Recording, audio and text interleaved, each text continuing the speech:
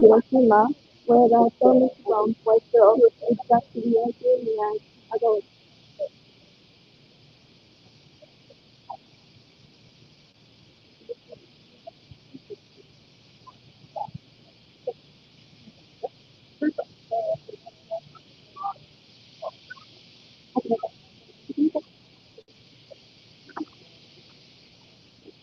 Hi everyone, good morning from Hiroshima. I am Yuka Takahara from ASCJ High School in Hiroshima, one of 2025 Winter Hiroshima Youth Ambassadors. Winter, the United Nations Institute for Training and Research, has its Hiroshima office located in this symbol city. It provides capacity building training programs aimed at achieving nuclear disarmament, primarily for youth and diplomats. Each year, 26 high school students from Hiroshima have joined the program. Hi everyone.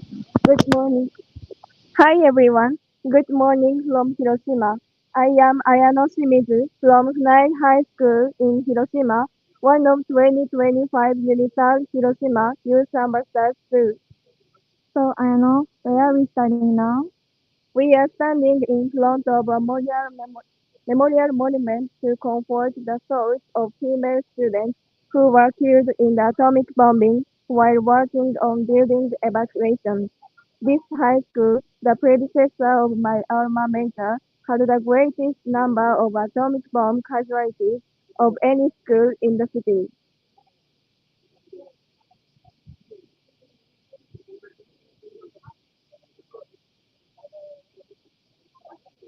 It is 8:06 a.m. here in Japan. We are in Hiroshima, where the atomic bomb was dropped exactly 18 years ago on August 6, 1945. One single bomb that the United States dropped that day killed hundreds of thousands of people in an instant. It is said that approximately 114,000 people died in Hiroshima by the end of that year. At the time of the atomic bombing, all the students who were working on demolishing buildings near the riverbank and within Hiroshima city were killed, and it was impossible to tell the stories apart. Even though it's still relatively early in the morning, it is very hot and humid here. You can probably hear the buzzing of cicadas all around.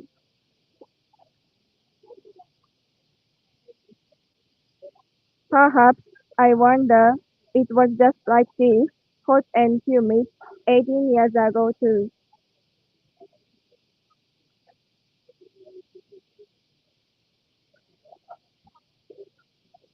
Many survivors of the atomic bombing, Hibakusha, have told me how it was very hot that day in Hiroshima back in 1945.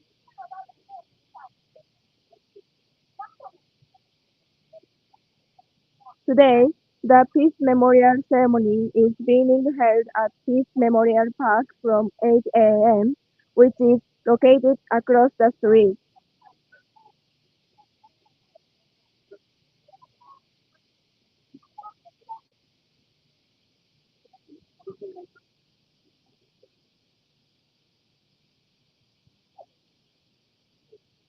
So, Yuka, what kind of event is the Peace Memorial ceremony?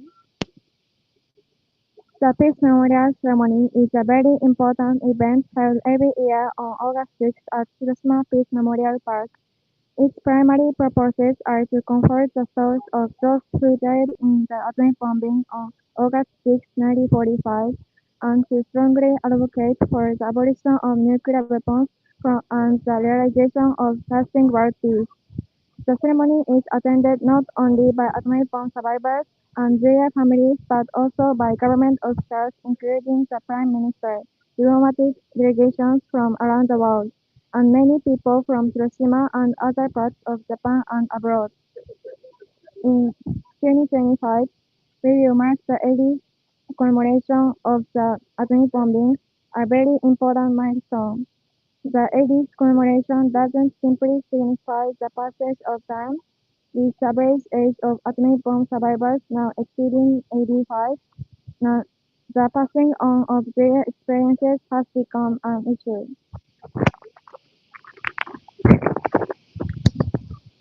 Unfortunately, Unfortunately, the global situation surrounding nuclear weapons is becoming increasingly serious. With Russia's invasion of Ukraine, recent attack on a nuclear facility in Iran, the existence of countries pursuing nuclear weapons development, and growing reliance on nuclear deterrence, the path toward nuclear disarmament is far from smooth. However, precisely because of this, the importance of the message that Hiroshima and Nagasaki have consistently conveyed that nuclear weapons cannot coexist with humanity has never been greater. We will now introduce other youth ambassadors at the Digital Office. And I know. Yes, we're at the Unitar office. I am Reina Yoshida from Fukuyama Akenohoshi Girls High School, along with Sae. Hello everyone, my name is Sae Misumi from EACJ High School. We will introduce the impact of nuclear weapons on children of the world. This is how the office looks like, and we can also see the atomic bomb dome in Alpha. As you can see from the window, the peace memorial ceremony is conducted right in front of this building.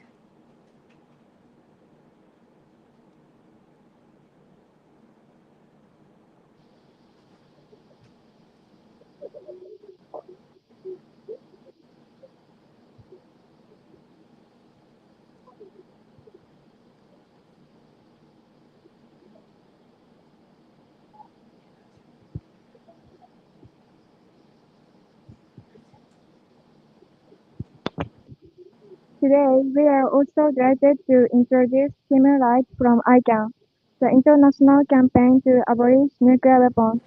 He will be talking about ICANN's project which he was involved in. Hi, Tim. Good morning, and thank you very much. It's a pleasure to join you on this very important occasion.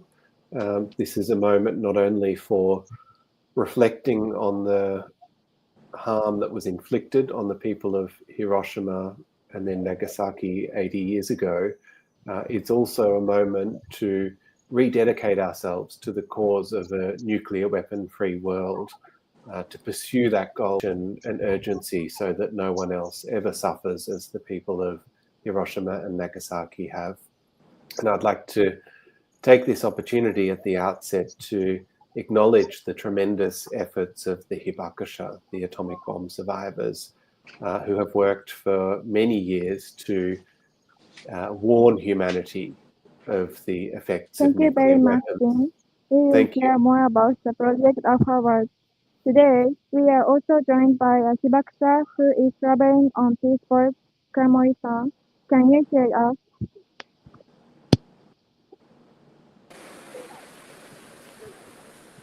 ゆかさん、ありがとうございます。倉森照美と申します。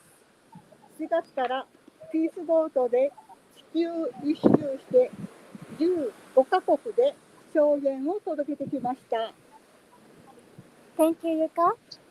My name is Terumi Kuramori on Peaceboat's Global Voyage, which departed Japan in April.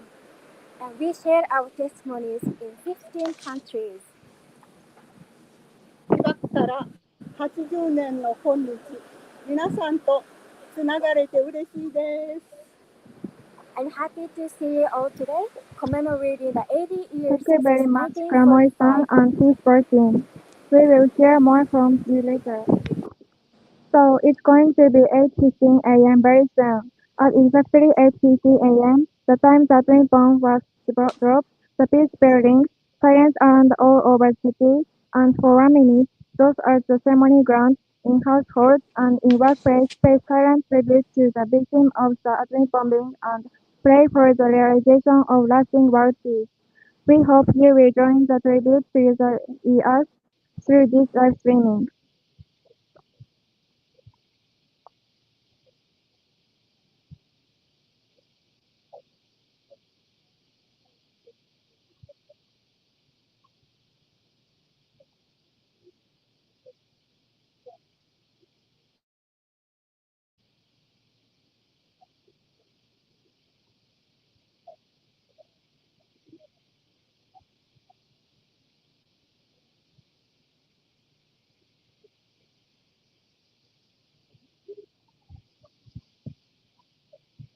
Now we will give the floor to the UNITAR office.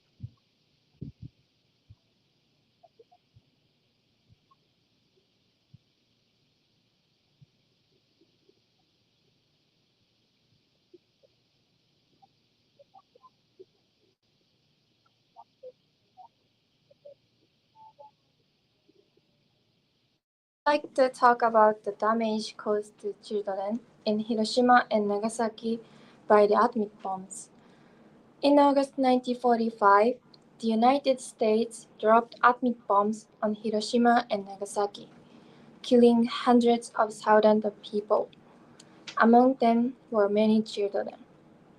A child on the way to school in the morning, a child holding their mother's hand on the way to the market, a child playing in front of an air-raid shelter. Many children lost their lives without even knowing what had happened, surrounded by heat and light. What happened to the children who survived? The children who survived suffered from leukemia and cancer due to the effects of radiation, lost their hair, and became physically weak. In addition, they were left with burn scars on their faces and bodies, and were sometimes bleed because of these scars, which are called keloids. The emotional scars of losing their families and loved ones were also very deep. Why has this event from 80 years ago continued to be passed down to the present day? It is so that we do not forget how war and the atomic bomb took so many lives and injured children with promising future. I believe it is important to learn these facts and continue to reflect on the importance of peace so that such tragedies are never repeated. Thank you, Sae. From here, I'll take over and talk about children who are harmed by nuclear testing. Hiroshima and Nagasaki residents are not the only victims from nuclear effects. Countless people around the world are still suffering from nuclear effects. I am talking about nuclear tests which were conducted at the Marshall Islands, Australia, America, Kazakhstan, and so on. Radioactive substances from these tests spread in areas and carried wind to places far away. Moreover, they penetrate the ecosystem and negatively affect things such as water, plants, and animals. What are the effects on children? Not knowing these effects, children consumed food and water contaminated by nuclear tests, and the poison stays in their bodies, and it can cause diseases such as cancer. As a result, many children are dying at this moment. Even after they grow up, some of them suffer from cancer caused by the nuclear tests. Also, those radioactive substances will be passed down from generation to generation. For the next generation, what kind of impact do they have? For example, women give lifeless babies. In addition, in the Marshall Islands, women give birth to babies with translucent skin and without bone structure. Their grief must have been immeasurable when they saw such babies. In order not to rob children of their future and not to increase the number of people who suffer from consequences of nuclear weapons and tests, we have to keep insisting on nuclear disarmament. Learning about the children who died in the atomic bombing made me strongly feel, why did such young lives have to suffer so much? I realized that war is not just a historical event, but something that suddenly takes away individual lives. That is why I came to realize that peace is not something to be taken for granted. And I want us to make efforts to protect peace for the future. 80 years ago, 2 atomic bombs killed countless children. Even after they survived the bombs, they were discriminated against. They are still suffering from cancer. The same can be said about the victims of nuclear testing. Babies with microcephaly were born in Hiroshima. Microcephaly is a condition marked children by a small sized head caused by the bombing. The effects of nuclear rob children of their future. I insist the necessity of knowing about the harm for children by nuclear testing and passing down the experiences in Hiroshima and Nagasaki from generation to generation.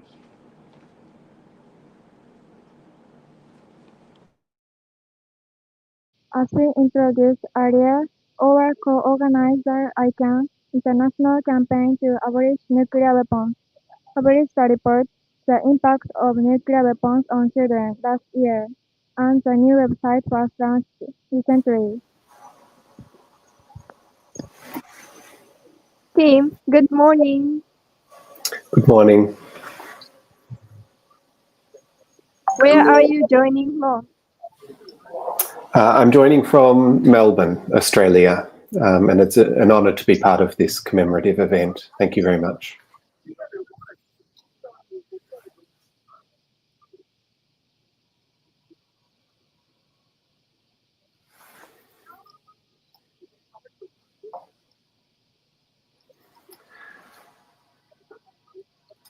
I'm going to speak this morning about the Children's Peace Memorial, which we established this year in honour of the memories of the estimated 38,000 children who were killed in the bombings. It features at the moment 431 of their profiles to remind the world of the horrific impact of nuclear weapons. We share on this site the details of their short lives, how they died, and the grief of their surviving family members. The children range in age from newborn babies to teenagers. The youngest child profiled on the site was just a few hours old at the time of the attack, and she was never given a name. Her house was destroyed and she died alongside her mother and her 2-year-old sister, Sumie. The girl's father tried to rescue them from the wreckage, but was unsuccessful. He could hear Sumie's screams. She cried out, "Daddy, it's hot. The fire is coming. My hands are burning." There was a final scream, he recalled, and then he couldn't hear her voice anymore.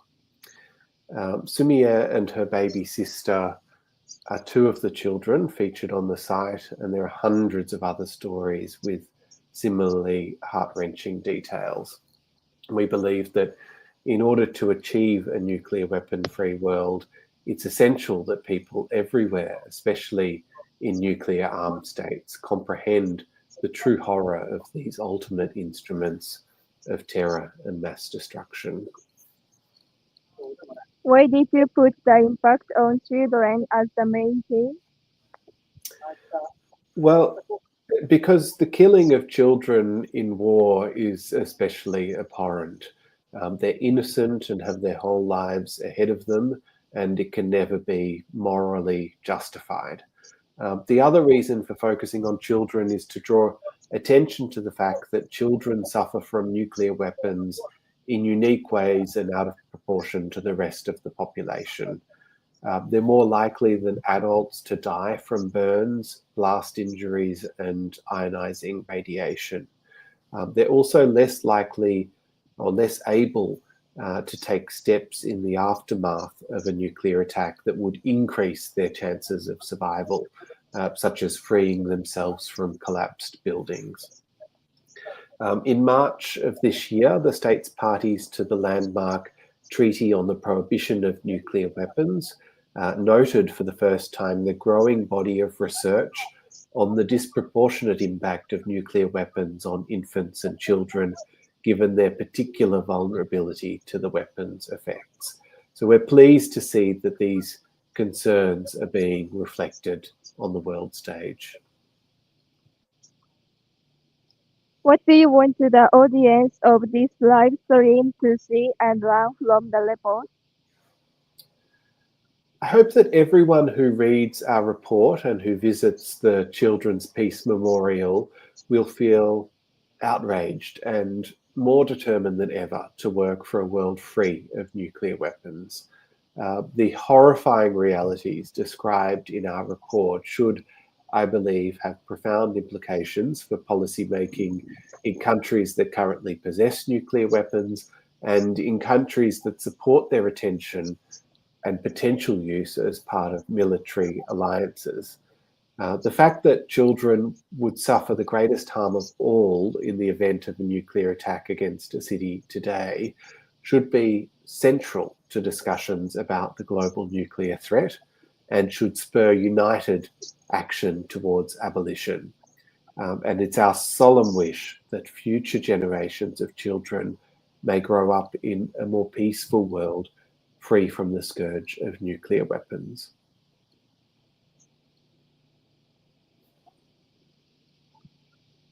Thank you, Tim.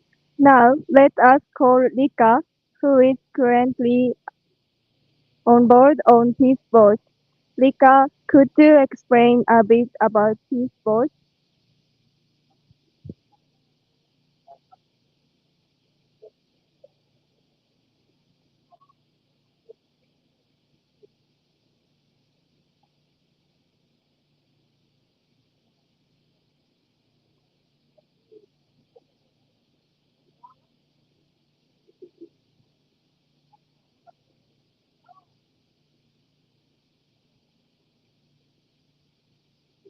And with me, and let me ask her why she thinks we need to bring the story of the Hibakusha wider for a nuclear-free world after 80 years. 倉森さん、お願いします。長崎で1歳の時に被爆した倉森照美です。自分で覚えている記憶はほとんどないのですが、家族から聞いた話であっても、皆さんに伝え続けるのは私の使命だと思っています。My name is Teruni Kuramori. I was 1 year old when the atomic bomb was dropped on my city, Nagasaki. Although I have few personal memories of the bombing, I believe that it is my mission to tell the stories shared by my family. 80年を経て、被爆者は年々少なくなっていますので、世界中の人たちに核兵器の非人道性や平和の大切さを伝えて、それを継承してもらいたいと思っています。After 80 years, the number of atomic bomb survivors, Hibakusha, is decreasing every year. So I want to convey the inhumanity of nuclear weapons and the importance of peace to people around the world and help them carry on this message. そのために残された時間の中で力を振り絞って伝えていきたいと思います。今回のクルーズでは15カ国16都市で約1900人の方に被爆の実相を語ってきました。To that end, I want to continue to convey this message with all my strength in the time that I have left. On this voyage, we shared what we experienced in Hiroshima and Nagasaki in 16 cities in 15 countries. And we met about 1,900 people to convey our experiences. 世界では今なお戦争が続いていますし、核兵器の使用まで示唆される恐ろしい事態になっています。一度戦争が始まったら終わらせることは困難です。そしてその中で核兵器が使用されれば、世界中が熱戦、爆風、そして放射能の影響に苦しむことになります。そんな時に一番大きな影響を受けるのは子どもたちです。核兵器をなくすか、私たち人間の生活を失うか、そんなリスクなのです。Wars continue to rage around the world, and there are even terrifying situations where the use of nuclear weapons is being mentioned. Once a war begins, it is difficult to bring it to an end. And if nuclear weapons are used in such a conflict, the entire world would suffer from the effects of heat rays, blast waves, and radiation. And this is really important to tell you, it is always children who are the most vulnerable and affected. The risk is either eliminating nuclear weapons or losing our lives as human beings. だからこそ、より多くの国が核兵器禁止条約に一刻も早く書面、批准し、核を持っていることや製造することが国際的に違反であるということを世界に見せつけることが核廃絶の一番の近道だと思います。This is why I believe the most direct path to nuclear abolition is for more countries to sign and ratify the Treaty on the Prohibition of Nuclear Weapons as soon as possible, thereby demonstrating to the world that possessing and manufacturing nuclear weapons is a violation of international law. 世界中の誰にも同じ原爆の痛みや苦しみを味わってほしくないという思いで、核廃絶の重要性を訴え続けています。皆さんもぜひ私たちの仲間に加わってください。Driven by the desire for no one in the world to ever experience the pain and suffering of the atomic bombings, I continue to advocate for the importance of nuclear abolition. Please join us for this cause.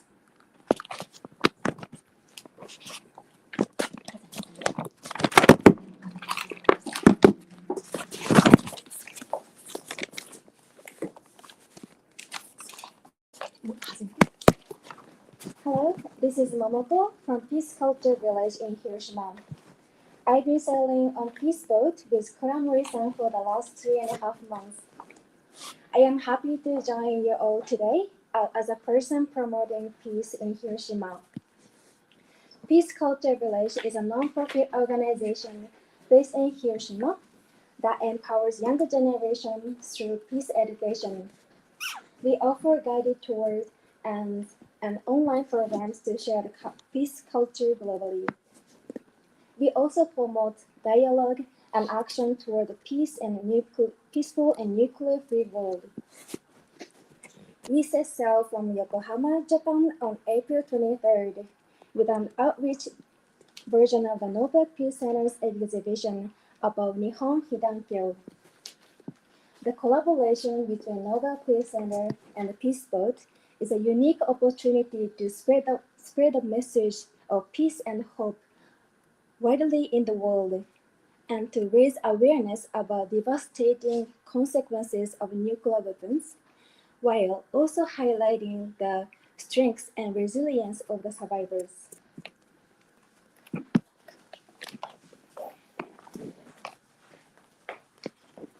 And we're happy to announce that we visited 20 ports in 18 countries, and approximately 2,000 people visited this outreach exhibition over the last 3.5 months. 2,000 people included local students, civil society groups, journalists, families, and UN staffs, and elected officials. And several survivors, including Ms. Fukushima, here, Ms. Tomiko Fukushima, participated in this voyage to share their testimonies, and they were children when they were exposed to atomic bombings, and they saw their family members had suffered from aftermath effects. Ms. Fukushima and also Ms. Kuramori shared the challenges that they need to continue sharing the experiences they have learned from the previous generation and pass on to the next generation. We are very happy that you are joining us to pass on the stories to the further generation together. Thank you. Pass it over to Yuka. Thank you. Thank you. From Hiroshima, I'm so grateful to have been able to reflect deeply on peace with everyone. August 6th is a special day for us, but our desire for peace is not limited to that one day. Let us continue to think about what we can do. Thank you for joining us today.